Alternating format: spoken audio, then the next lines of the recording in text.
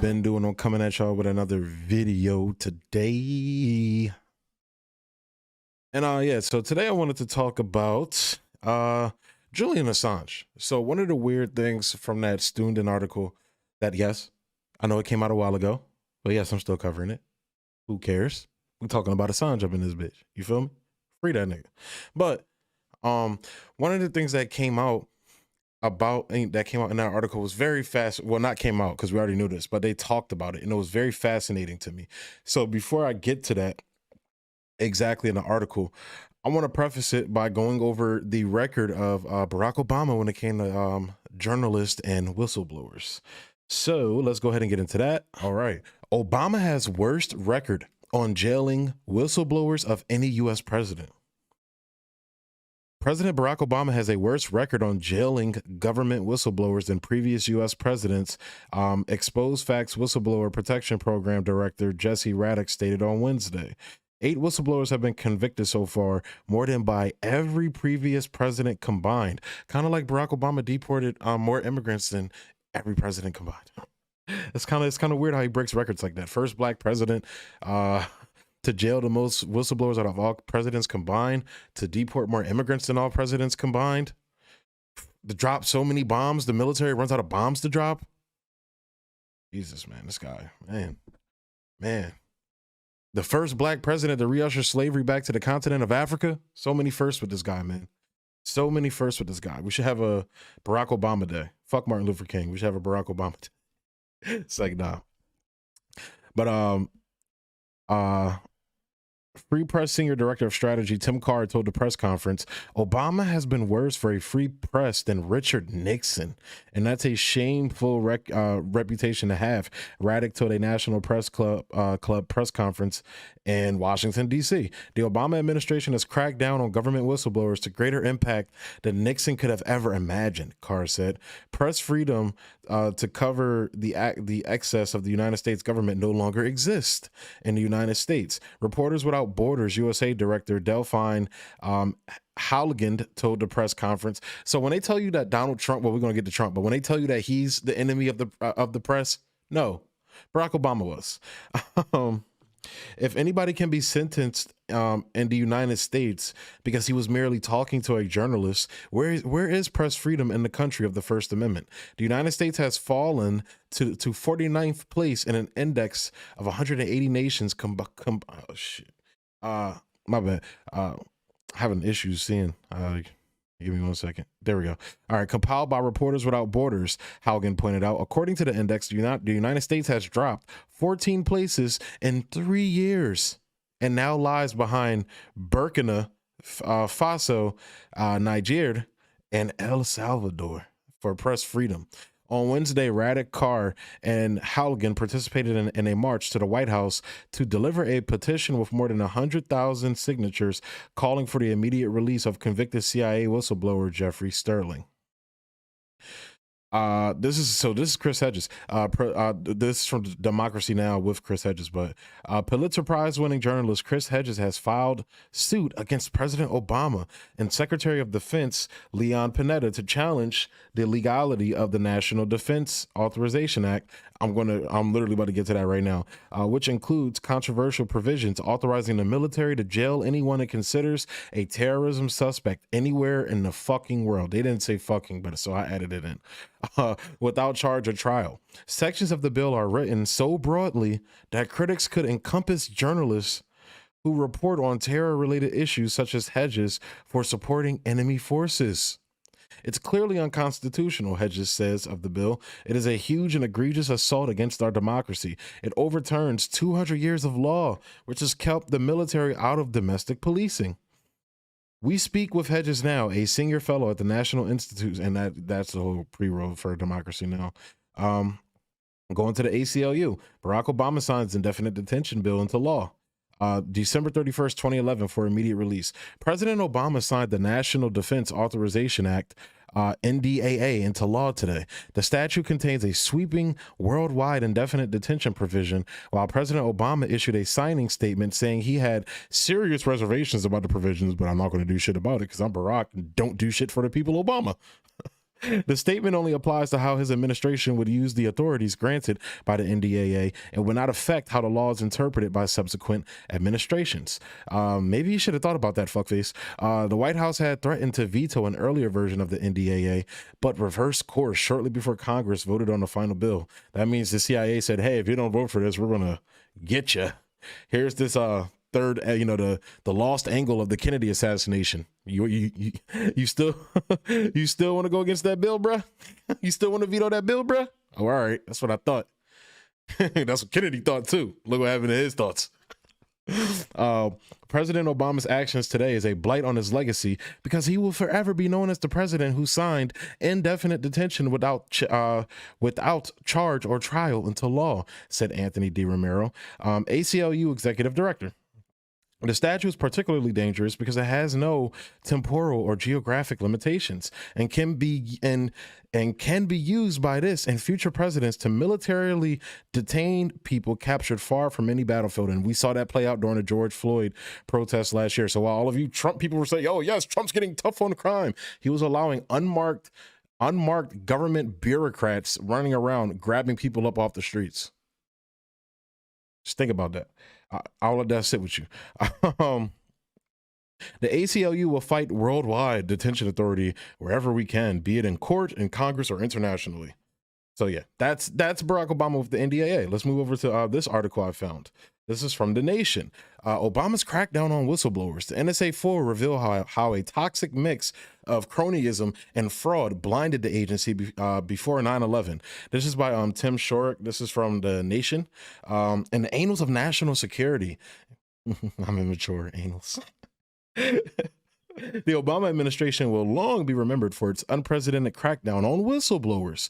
Since 2009, it has employed the World War I era Espionage Act a record 6 times to prosecute government officials suspected of leaking classified information. The latest example is John Kiriakou, a former CIA officer serving a 30-month term in federal prison for publicly identifying an intelligence operative involved in torture. It's a pattern. The whistleblowers are punished, sometimes severely, while the perpetrators of the crimes they expose remain free and get to go to baseball games with Ellen. Oh, and this is this is what Barack Obama's bitch ass had to say about that. Even before I came into office, I was very clear that in the immediate aftermath of 9/11, we did some things that were wrong. We did some things. Okay. A whole lot of things that were right. I mean, we invaded the country illegally, and look at what happened in the aftermath of us pulling out. But we tortured some folks. So that's what he had to say about torture. That's what he had to say about torture. Jesus Christ. Jesus Christ. This is everybody's hope and savior. This is what Cornell West called the black mascot of Wall Street.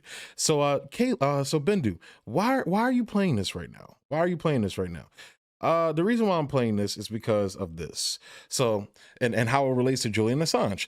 Although the Department of Justice has spent extreme resources attempting to build a case against Julian Assange during the Obama presidency, they had decided against indicting Assange. Why? The main concern was what was called the New York Times problem, namely that there was such a difficulty in distinguishing between WikiLeaks publications and New York Times publications of the same material that going after one party would pose grave First Amendment concerns. So the reason why I say that is because you saw Barack Obama's record on jailing whistleblowers and going after journalists. This is what he said. This is what his administration said. This is what his administration refused to do. So why is Assange being prosecuted? And who was it done under? Oh, Donald Trump, right. This is the guy, Law and Order, Donald Trump. And this is what Donald Trump. So this is what, Donald Trump is a weird character. It's almost like he's like every other president, but Trump supporters always tell me he's very different than every other president. Very weird how that happens. So what I found weird, I was looking up some videos. So what I found weird was this. This is how Donald Trump, this is what Donald Trump said about WikiLeaks, I believe this was when Julian Assange got arrested or sometime around, close to it, I believe. This is what he had to say.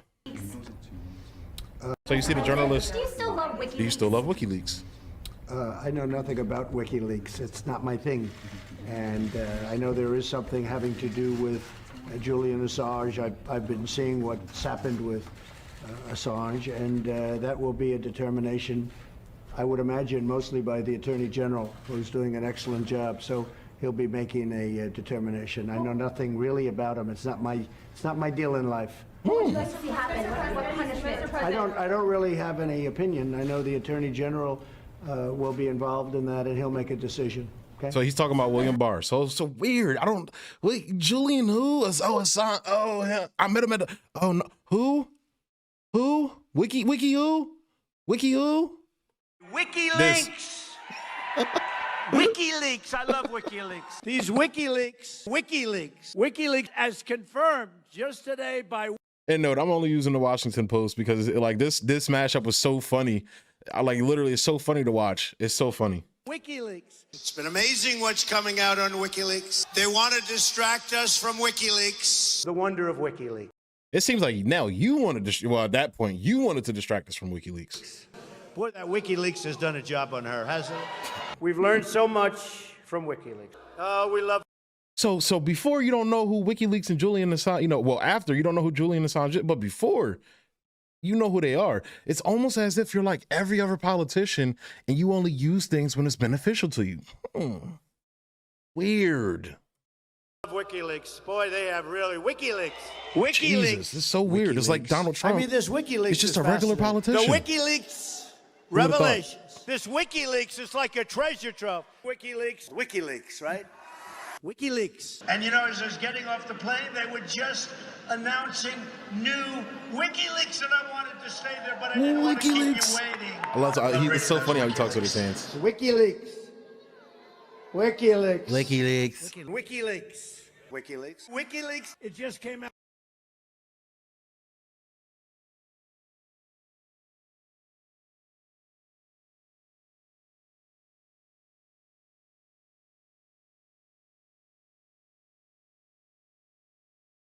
So my reasoning for bringing that up is because it is.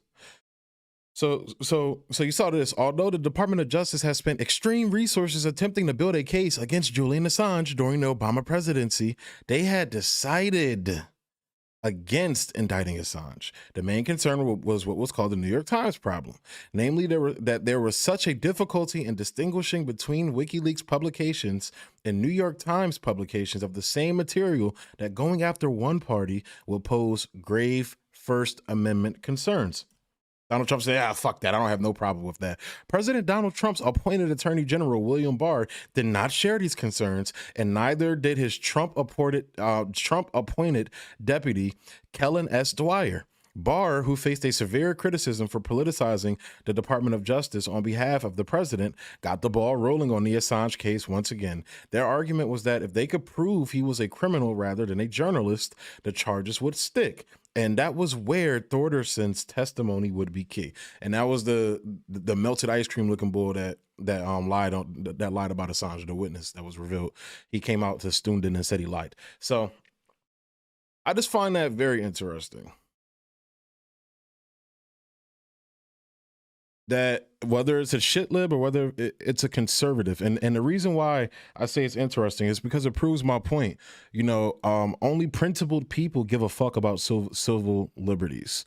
You feel me? It's the same, you know, and I'm gonna make a video about this, and I don't want to sound like a shit lib here, but Ron DeSantis scares the fuck out of me, and the reason why I say that is because of the conservatives that rowl around him. I have friends that love him. I have a personal friend. It's my guy, love him to death. Loves Ron DeSantis, man. He thinks he's the liberty guy, this, that, and the third. When it's like, this motherfucker is signing legislation left and right, stripping people of their civil liberties. But because you don't have to, do certain things when you're in Florida, like you don't have to fucking wear a mask or get a vax and shit like that, which I'm all for. I'm all for that. But when it comes to the civil liberties of others, people don't give a shit. Or ideas that they don't agree with. So civil liberties go out. You're no different than a shit lib, okay? Okay, you're no different than a shit lib that wants, people that have fucking vaccine mandates and shit like that and want to like throw you in the fucking gulag for not wearing a mask. You're no different than them. Because if you don't like, and this it's so, and I think Chomsky says this, but I'm going to attribute it to Glenn Greenwald because he says it all the time. If you don't support the civil liberties of, you know, and the freedom of speech of the ideas that you hate and oppose the most, then you are not for freedom of fucking speech. And you are not for freedom of the press.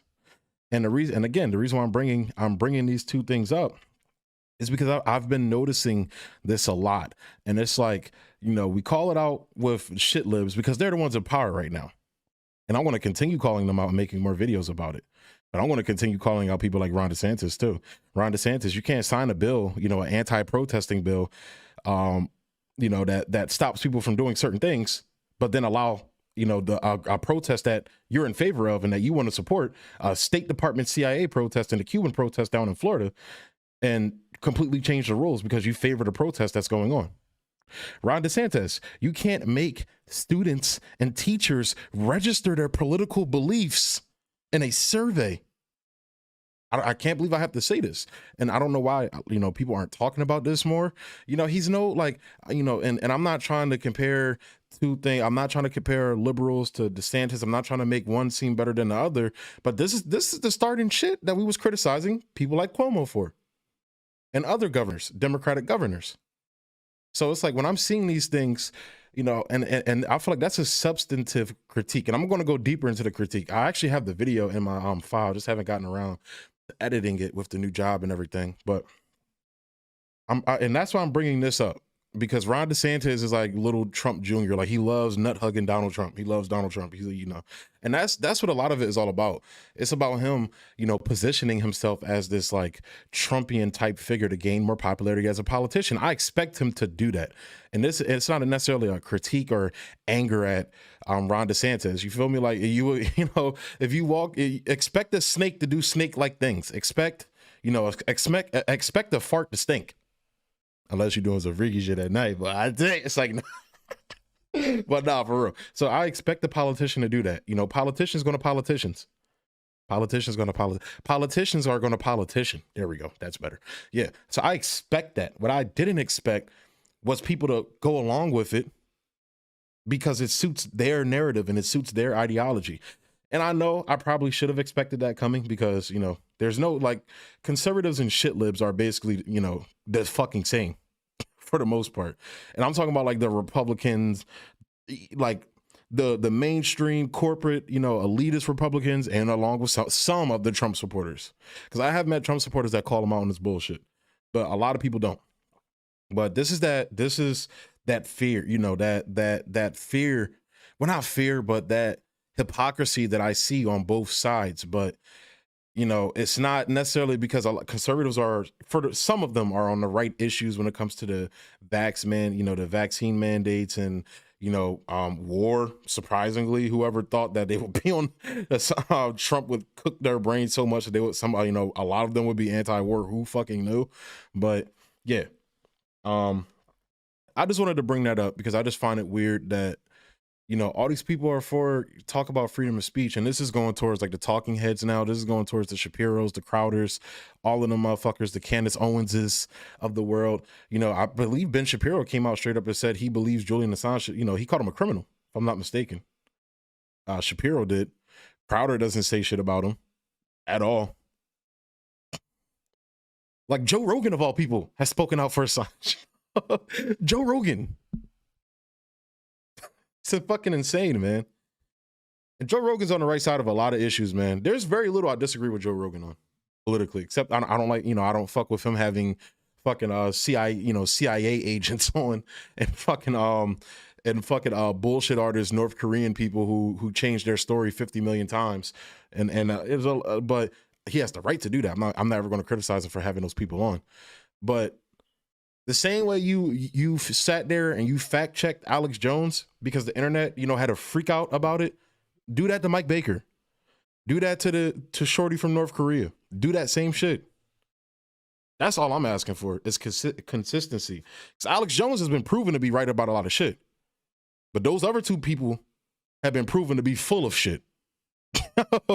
For all of Alex Jones's faults, he's been right about a lot of shit and a lot of important shit on top of that he was called cuckoo for Cocoa Puffs for. So yeah, so free Assange, man. That's all this is about. And this was also to bring up the hypocrisy as well. But this is mostly about free Assange. There's no reason why he should be sitting in a cell for telling the truth about war. And I got another Assange video coming for y'all Friday. I think y'all gonna like a lot. So stay tuned for that. But with that being said, y'all, I'm gonna go ahead and close the video out there. As always, like, comment, subscribe, and share, and follow one of the things up top there. It will be greatly appreciated. And yeah, thanks for tuning in. Peace. Peace.